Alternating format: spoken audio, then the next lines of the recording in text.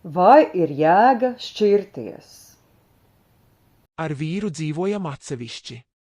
Neesam šķīruši laulību. Meita jau liela izaugusi, savā dzīvē vēlreiz precēties netaisos. Dzīvoklis, kurā dzīvoju, ir tikai mana manta, jo to saņēmu mantojumā.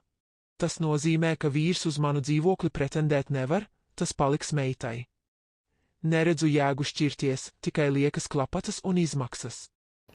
Nepareizs uzskats.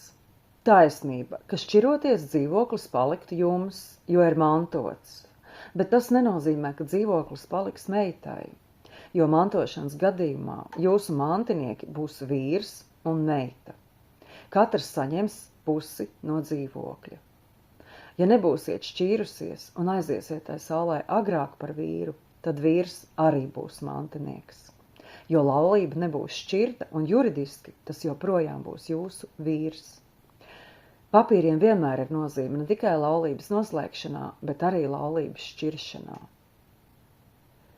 Nav nozīmes, kur atrodaties, sagatavošu prasības pieteikumu tiesai par laulības šķiršanu, kā arī pārstāvēšu tiesā.